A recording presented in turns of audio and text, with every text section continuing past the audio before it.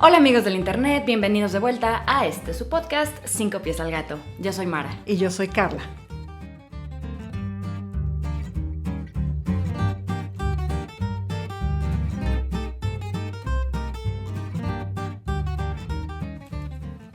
¿De qué vamos a hablar hoy, mi estimada Carla? El día de hoy vamos a tocar el capítulo número 32 de las 48 leyes del poder de Robert Greene y dice, juegue con las fantasías de la gente. Y este capítulo me gustó mucho porque creo que tenemos ejemplos maravillosos en esta nuestra sociedad, te iba a decir pospandémica, pero seguimos interpandémica. Sí, que nada más no se acaba. Claro, y el principio aquí con este capítulo es que la realidad duele. La realidad nunca es muy hermosa, más bien tiende a ser angustiante, tiende a ser ruda, monótona, aburrida, ordinaria.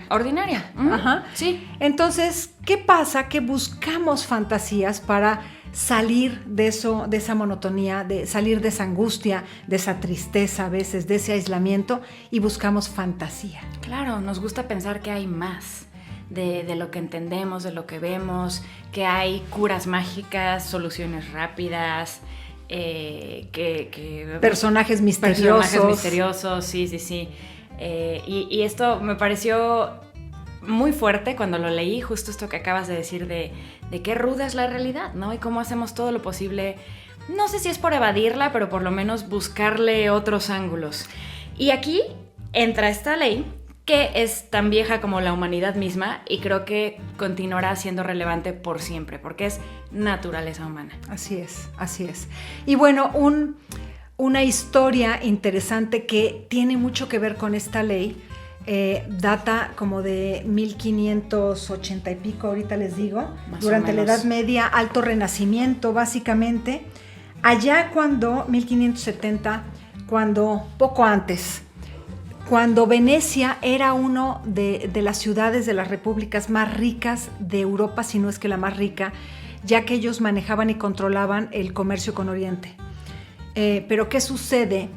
Que por ahí de los 70s, 1570, se descubre, desde antes se descubre el Nuevo Mundo. Uh-huh. Y entonces las potencias de Europa pasan a ser otras, España, Portugal y en determinado momento Holanda también. Y Venecia empieza a caer, no quiero hablar de decadencia, pero sí quiero hablar de irrelevancia y se empiezan a quedar pobres.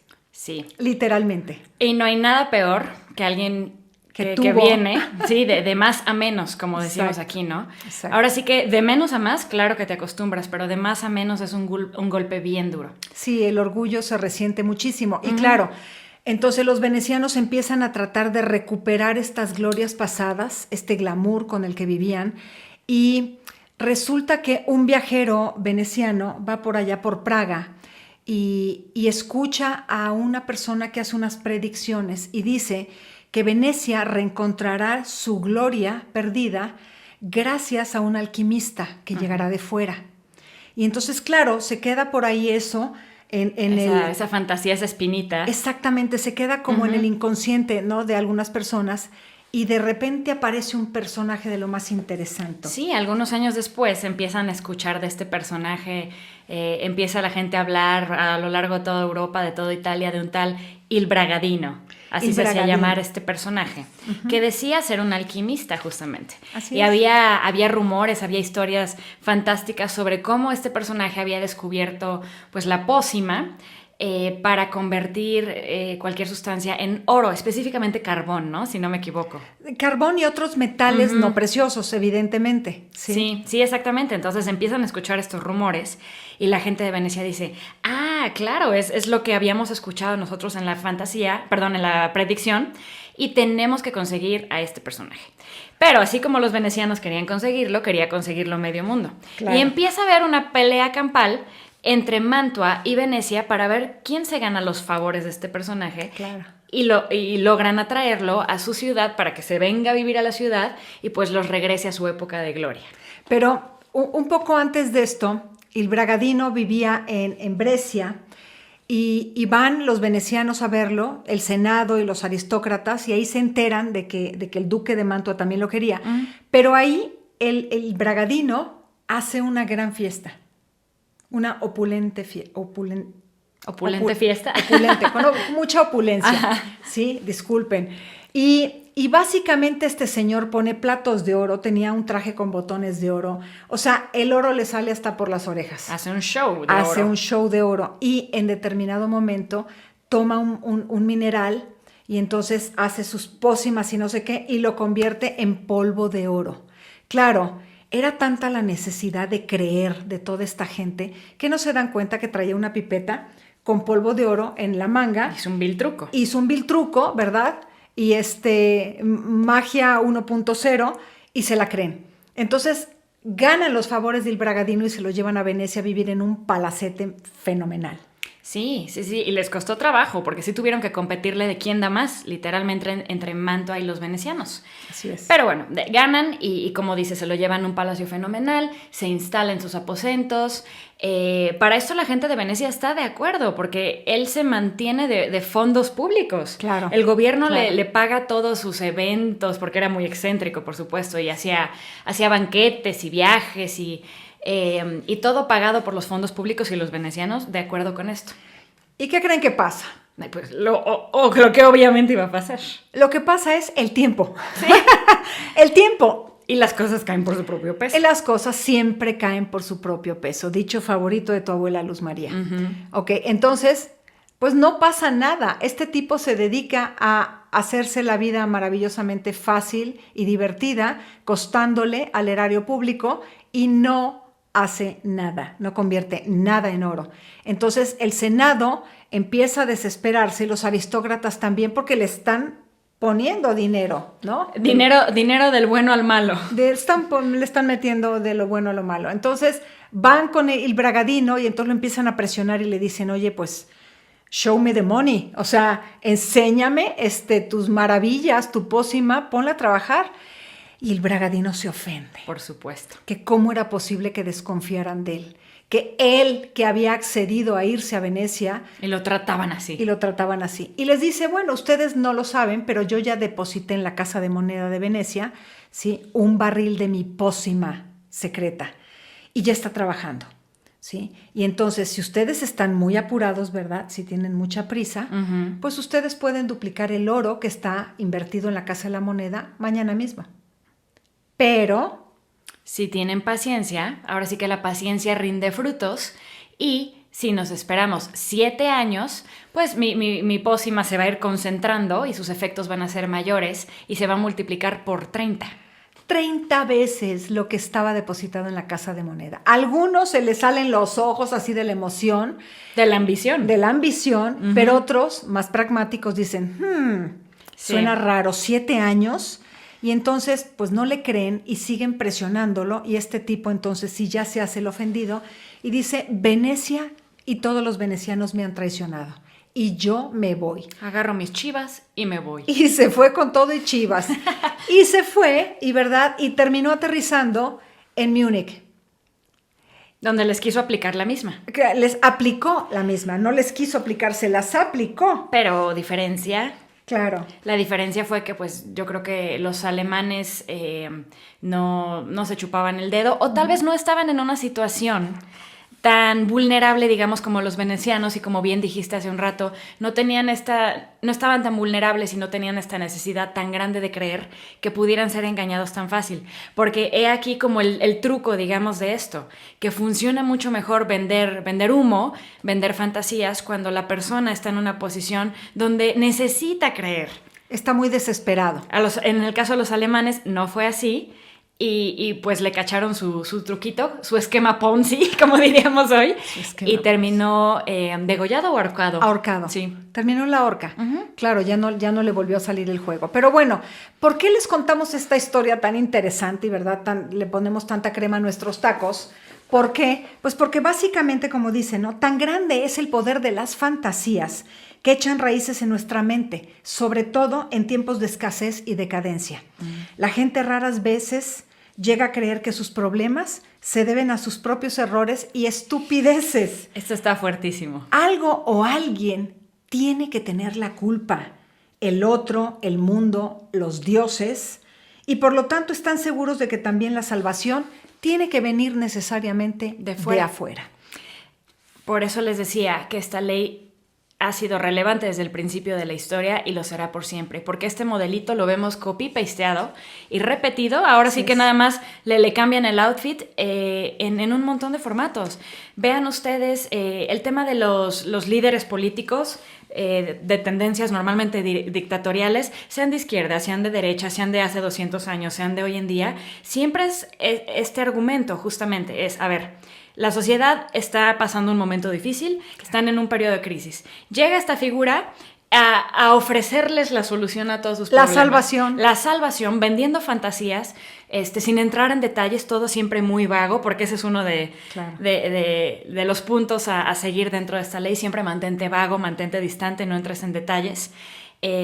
Vendiendo esta fantasía de que yo vengo a solucionar todos tus problemas. ¿Y saben por qué? Porque ya detecté la fuente de nuestros problemas. ¿Y qué creen? Es tal o cual o tal, es este grupo de personas, es esta situación en particular que vino a fregarnos a todos, así que no es nuestra culpa, nos quitamos de responsabilidad, y responsabilidad para bien y para mal. Me quito la culpa, pero también me quito la responsabilidad de solucionarlo y todo el trabajo duro y el tiempo que conllevaría solucionar el problema. Claro, y acuérdate, ya lo hablamos en otros capítulos anteriores, la víctima siempre es mucho más apreciada. Claro. Genera simpatía. ¿Se acuerdan que lo habíamos dicho? Por supuesto. Entonces, desde esta perspectiva, a mí me gusta mucho la frase que usa Robert Greene. Dice, la fantasía nunca puede actuar sola. Uh-huh. ¿Sí? Necesita como telón de fondo, lo que decíamos, lo monótono, ordinario y vulgar. ¿Sí? Es la opresión y la deprimente realidad la que permite que la fantasía eche raíces. Por supuesto. Entonces, a ver, fíjate, hay un dato interesante que negocios como estos Avon y Jafra y todos que tienen maquillajes y cremitas y todo, ¿sabes cuándo prosperan mucho más? En época de crisis. En época de crisis. Claro. Después de la Segunda Guerra Mundial, por ejemplo, cuando la gente estaba pasando muchos apuros, uh-huh, los maquillajes, los lipsticks se fueron para arriba. Uh-huh. Se vendían muchísimo porque la gente necesita creer en algo, verse diferente. Claro, y no solo verse diferente, me quedé sin trabajo, me están ofreciendo justamente una fórmula mágica para salir adelante, ¿no? Entonces, va de la mano y por más que escuchamos cada rato, ¿no? Estos casos de, bueno, resultó que era un fraude, siguen siendo los negocios de los más grandes del mundo y como decía hace un rato, le cambian el outfit, pero sale uno nuevo y seguirá habiendo. Y también todos nosotros, peor nos sentimos a veces, vamos hacia la fantasía y nos vendemos de manera fantástica. Y si no, échale un vistazo al Instagram, al Facebook y ve algunas fotografías de algunos personajes que dices... Totalmente editadas. ¡Wow! Totalmente editadas. Y claro, luego los conoces en la vida real y dices, ¿y dónde quedó el de la fotografía o la de la fotografía? ¿Dónde quedó esa fantasía? Exactamente. Claro, quieres mostrar lo mejor de tu vida, lo mejor de ti mismo y ensalzarlo, incluso cosas que no son parte de ti mismo, mostrarlas ahí afuera, ¿no? Para lanzar un ganchito, para ver qué pega. De eso se trata un poco todo este tema. Otro caso curioso, algunos de los productos que más se venden históricamente son los temas para bajar de peso. Ah, claro. Sí, por más que están comprobados y todo mundo sabe que no funcionan, sale el nuevo producto novedad. Hace unos años recuerdo que fueron las pastillas de corazón de alcachofa. Ah, sí. Y ese es el chiste, que es algo nuevo, ¿no? Sí. Para que no haya pruebas y evidencias, pero entonces puedas decir que es milagroso porque no hay investigación todavía. Pero que sea orgánico. Sí. Bueno, ahorita esa es la palabra de moda. Orgánico. Hace unos años te hubieran dicho que había investigación científica, cuántica. Siempre hay un término de moda para avalarlo y es un producto milagroso y que las fotos de antes y después más falsas que nada. Pero justamente venden esta fantasía sustentada en va a ser rápido, va a ser fácil, va a haber cambios muy notorios, así que tú no tienes que hacer mucho del trabajo. Es que eso es también el tema, que creo que nos funciona muy bien el vender una fantasía porque representa una salida y una respuesta mucho más fácil que hacer el trabajo duro que muchas veces se tiene que hacer para cambiar las cosas. Y sin embargo seguimos cayendo, como dices tú, ¿no? O sea, volviendo al tema de las pirámides, uh-huh, o de estos negocios, ¿cómo le llamas? ¿Ponzi? Sí, es un esquema Ponzi. Un esquema Ponzi. Cultos religiosos, o sea, como le quieras ver. Sí, muchos cultos. Los cultos justamente trabajan con esto. Que luego dices, ¿cómo es posible que haya caído tal persona que es muy inteligente? Pues en alguna vulnerabilidad propia, vio ahí alguna fantasía que le agradó. O está aburrido, o está triste, claro. o está desesperado y lo pescan. Y nos pescan. Y digo, nos pescan. A todos nos ha pasado. A todos nos ha pasado. En algo. O sea, yo he caído... Bueno, caí de muy alto, o sea, comprando cosas que yo decía, pero ¿cómo creí en eso? Y perdí un dineral. Es que sí, pero es muy bueno para ser, o sea, como dicen, si parece muy bueno para ser real, lo es. Lo es. Lo es, pero en el momento queremos sentirnos como más inteligentes que los demás y yo agarré la oportunidad. No, y aprovechar. Claro, aprovechar. O sea, quiero multiplicar mi dinero. ¿Quién no? Quiero salvar mi alma, quiero, en fin. Como lo que le quieras poner. Y bueno, y este es un capítulo donde lo que queremos es dejarlos pensando, queremos dejarlos reflexionando. ¿Qué tantas veces hemos creído estas fantasías y hemos caído en ellas? Y hay algo más que yo quiero contar aquí. Dice, recuerde, la clave para imponer la fantasía es la distancia. Y a mí eso me llamó poderosamente la atención. Claro, entre más cerca estás de algo, más lo puedes ver. Claro. Y más claro, más transparente es. Entonces, a la fantasía tenemos que meterle distancia, tenemos que ponerle la nebulosidad, ya sabe, la ambigüedad. Es que no te puedo contar porque es secreto. Y nos pidieron que no habláramos de ello. Hubo algunos cursos por ahí muy famosos. Sí, ¿no? Totalmente, sí, disfrazados de superación personal, recuerdo perfecto. Exactamente, y no nos dejan hablar de eso, pues porque se pierde, ¿saben? Pero ven a la sesión secreta. Sí, pero ven, te hemos elegido a ti. A ti. No, a ti, solo a ti. Claro. Y entonces decía, la clave es la distancia. Lo distante encierra sugestión y promesas. Parece simple y carente de problemas. Lo que usted ofrece, pues, debe ser inaccesible. Nunca permita que se convierta en algo opresivamente conocido. Debe ser el espejismo a la distancia, que se aleja a la medida que el incauto se aproxima. Nunca sea demasiado directo al descubrir su fantasía. Manténgala vaga e indefinida. Entonces, de hecho, hace rato te leía yo una frase y me decías, wow, mamá, qué fuerte está esta frase, ¿no? Y es lo que decíamos hace rato. Decía, una mentira es una ilusión, ¿cierto? Un artificio que puede embellecerse hasta convertirse en una fantasía. Puede vestírsela con los ornamentos de una concepción mística. La verdad es fría. La verdad se basa en hechos concretos y nunca resulta demasiado cómoda para ser absorbida. Una mentira es mucho más grata al paladar. La persona más detestada del mundo es aquella que siempre dice la verdad y que nunca fantasea. Totalmente. Me impactó. Sí, esa es una frase fuertísima y súper cierta. Me impactó. Entonces, bueno, para hacer esto más luminoso y no quedarnos así como... Era lo que te iba a decir. ¿Yo con qué conclusión me quedo todo esto? Que la fantasía también es una cosa preciosa que nos hace humanos. Porque si cerráramos, digamos, el capítulo aquí, es así como, bueno, entonces voy a ser un escéptico total, solo voy a creer en los hechos y en las realidades, no voy a dejar que nadie me chamaquee, porque todo el mundo está intentando engañarme, ¿no? Entonces voy a vivir en la realidad. La verdad es que también hay un lado bien luminoso de la fantasía y yo me quedo con la conclusión de que tiene mucho que ver con desde dónde está construida, desde justamente... Y el propósito. El propósito, exacto. Si el propósito es hacia el control, hacia la manipulación, pues es digamos, el dark side de la fantasía. Corre, conejo, corre veloz. Si el propósito es al revés, es embellecer, es decorar la vida, es inspirar... Entonces, hagámoslo by all means, como dicen los americanos, porque de ahí nace el arte, ¿sí? De ahí nacen estos mundos maravillosos y fantasiosos que a mí me encantan, como Harry Potter, como El Señor de los Anillos, como todas las caricaturas que ven los niños, como los cuentos de hadas, incluso, como les digo, el arte, las obras de teatro, todas estas historias que nos inventamos para embellecer nuestra experiencia humana, al final del día son fantasías, pero yo creo que con un propósito muchísimo más luminoso. Claro, entonces detrás de todo esto lo que estamos diciendo es, hay que verificar cuál es el propósito, cuál es ese telón de fondo del que habla, porque la fantasía nunca opera sola, decíamos, necesita un telón de fondo. ¿Cuál es el telón de fondo para usar la fantasía? Entonces vamos a quedarnos con eso, ¿te parece bien? Buenísimo. Creo que es una buena reflexión. Muchísimas gracias por escucharnos, como siempre. Denle like, por favor, compártanos si es que les gusta nuestro trabajo, lo que hacemos, que no es trabajo, es gusto y pasión. Totalmente. Por amor al arte. Compártanlo, por favor, y nos vemos la próxima. Nos vemos pronto. Muchas gracias. Esto fue 5 Pies al Gato.